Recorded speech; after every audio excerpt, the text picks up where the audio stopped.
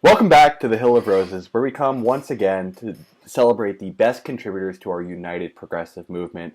With me today to be able to talk about his top priorities is Christian Drappi. Christian, want to say hello to the Rosebuds out there?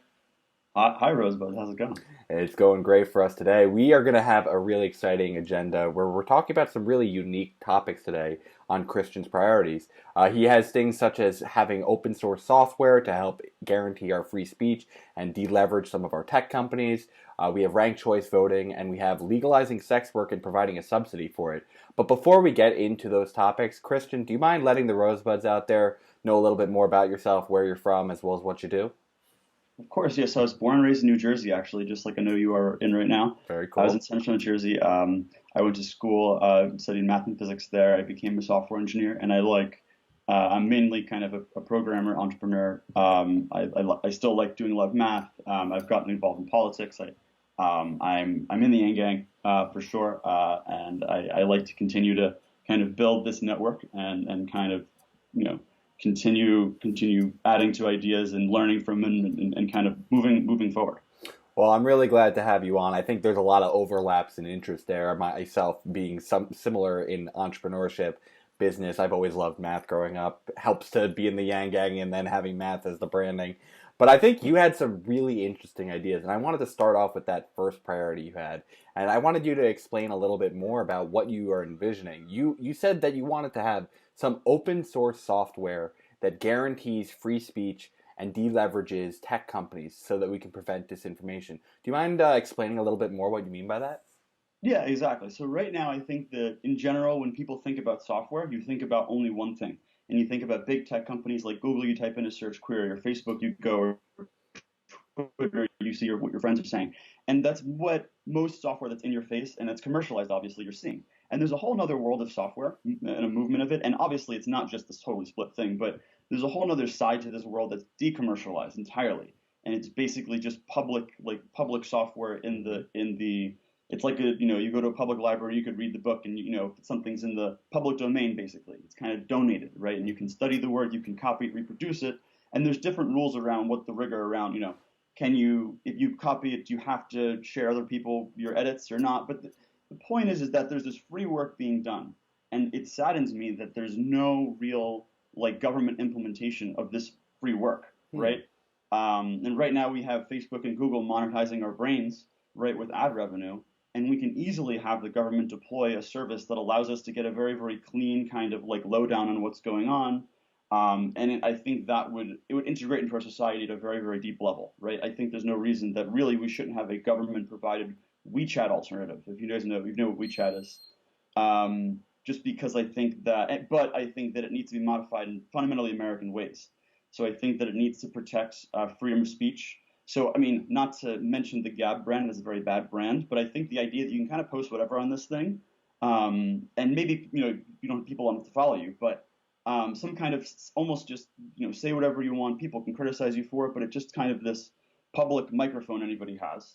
Also, I think private encrypted messaging, like an end-to-end service that I can message you and say whatever I want, and I have a security key with you. I meet up with you in person. We write down a password together, for example, and we can manually do the encryption and guarantee that this government doesn't know what we're saying. Like the math is there, the technology is there, the software is there, and no one's really just said, why don't we deploy this nationally? And obviously, the reasons is because we live in a post Snowden world and the government spies on us and all this crap. But I think it'd be a sweet populist kind of thing to do to kind of say no, no, no, like let's actually control the way we talk to each other and own that kind of. I think that's something you can get a lot of cross-party unity behind that. And I think this idea of technologically revolutionize America in an open source way extends not just beyond that, right? Like a public option for all these tech companies, but I think it also like you could have a public bank account because right now banks charge poor people for not Yeah. having a non-zero balance, right?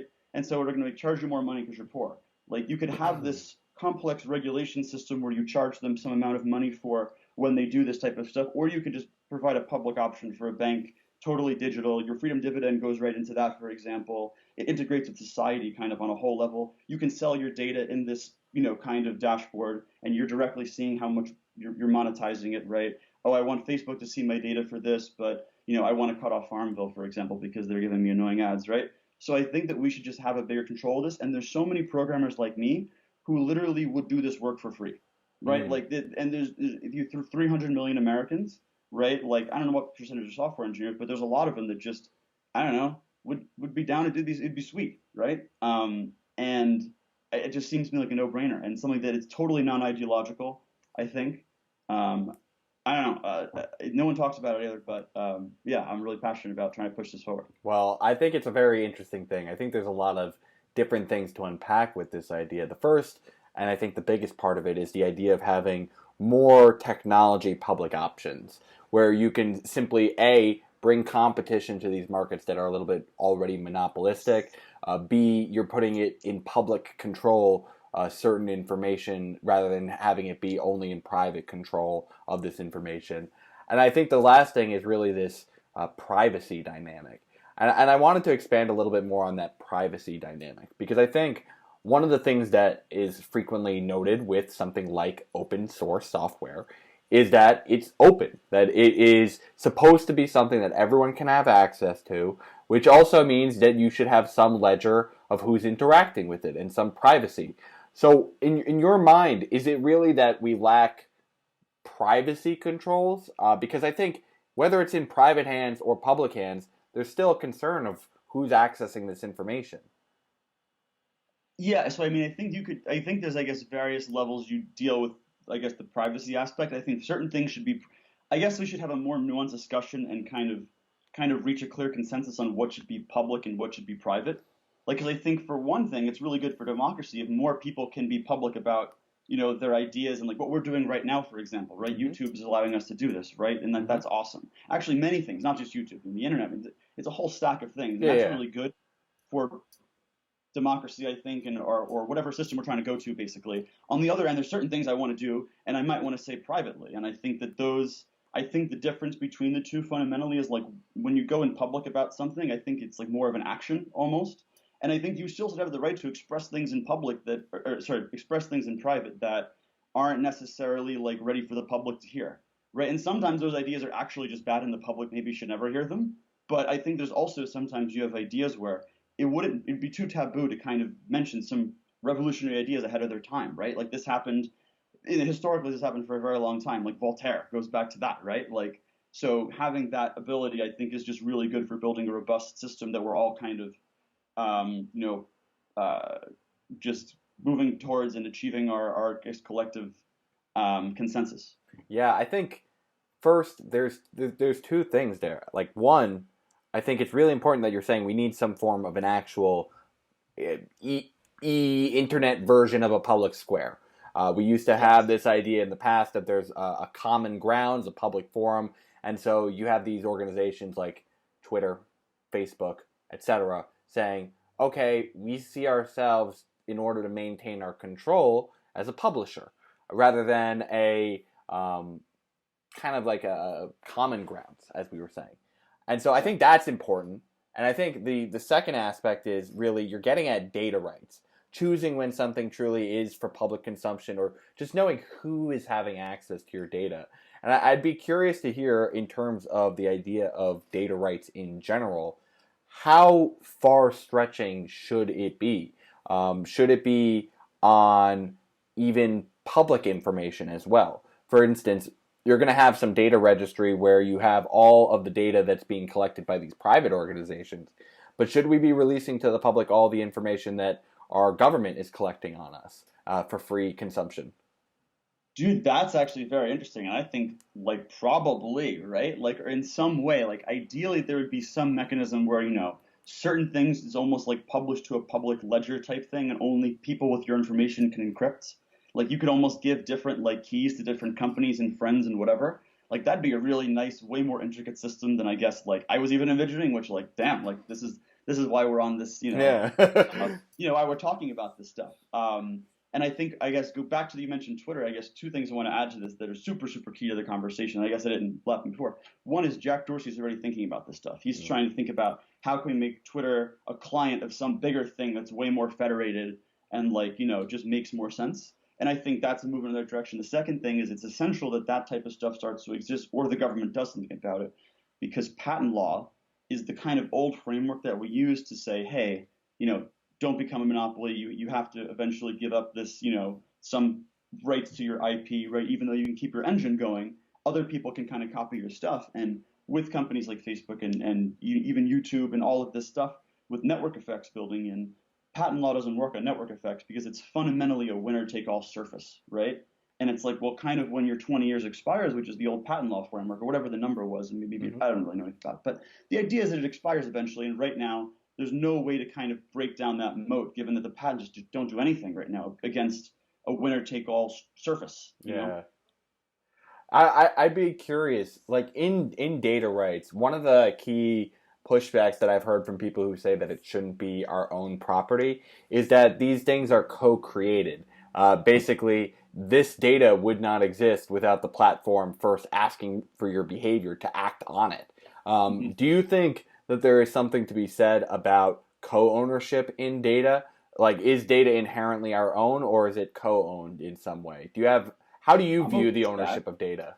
To be honest, I haven't, and this is like it makes me so pleasantly surprised that I haven't even dug personally into the nuance of this like topic, I guess, and just off the stove, I haven't meditated on it any more than like the 30 seconds before Yeah. this conversation. But I'm thinking that's a pretty good idea, only for the reason that, or we just need to make sure that there's like, for example, if someone else can keep my data clean for me and like make it nice and whatever, but I still get all the rights that I should have, and maybe somebody else can own it, and maybe somebody else can profit off it. I mean, I definitely think somebody should VAT off of it already, Yeah. but I think I'm open to even a bigger tax on just like a team of, or a marketplace of just data science people, analysts, whatever, that are, operating in obviously goodwill, and making that system right is going to be super hard. That's probably why I've mentally avoided the topic almost. But like, I do think there's a lot of ways to make that like that work and make it work for every party involved. I just, I'm gonna now grind in that and kind of, Yeah, I you know, think I think what we're saying is you kind of first have to have the will to even tackle such a problem, and then we can kind of get into the details of like how do you split ownership, how do you handle each of these technical challenges. I think the last thing I wanted to focus on regarding this topic before we get into your second part is what already exists or what is being done to try and drive this priority forward. I know you're starting to get involved in advocating for it as one of your top priorities. What have you seen so far that's working towards this type of goal? yeah. So there's a lot. I've been doing research. My main thing in terms of like quick wins is there's a lot of free code out there. How can we just leverage it as part of our system? So I've looked at like there's some German people that have this tool called adhocracy, which is kind of a liquid democracy tool. So Oh, also I want to work cool. liquid democracy into this too. And so one thing I'm actually doing and kind of actively scheming, is I know Ellers is really into the idea of having an app that allows you to directly communicate with your congressperson, Oh, right? Or like a two-way information flow. And I think that's a way this kind of idea can get like national attention. Like you have one congressperson who's objectively a badass. Like I love that guy. I met him, we talked about it. And he's really, really smart. And having that type of thing, just the nation wake up to the idea that, wait a second, why doesn't my district have an app where I can just like, he gives me the summary of the bill, but he points to, oh, that's a maybe good there's some work idea. on his end, maybe a staffer's really doing it. But, in the case where this all works out, you have a way where you can input what you think about it, and basically, like, if he votes against his district, it's going to be in the public, right? Like, he's going to look really, really bad, right? And so I think that's a way to also like a lot. It's kind of a cop out almost. Let's say you don't want to have these, you don't want to think about these crazy, super, super ridiculous bills where if you vote on one side, it's going to be negative because you're going to get smeared in one way, and if you vote on the other side, you're going Hmm. to get smeared. And if you don't vote, they're going to say you're lazy. If you just say, hey, I vote with my people. I've just studied the bill. Here's the pros and cons. You know, that's kind of what the job's all about, anyways. And then you're also relieved of all of this like media smear nonsense. Hey, I just vote with my people all the time. You know, Yeah. that I, what's better than that? I totally agree with that. I love the idea of having some form of a pilot program. We had on a previous episode a discussion about liquid democracy itself, and I fully support the idea. I'm just waiting to see the technological solutions to be able to Mm, actually implement something like that. So I think that's a great idea to have some candidates really showcase their technical chops to try and provide more transparency to their constituents. So I think that's a really good idea. And I can't wait to get back to be able to talk about your second topic, which gets into some of these forms of democracy in ranked choice voting. So, Rosebuds, we'll be right back. We're going to take a quick break. Come back with us in part two.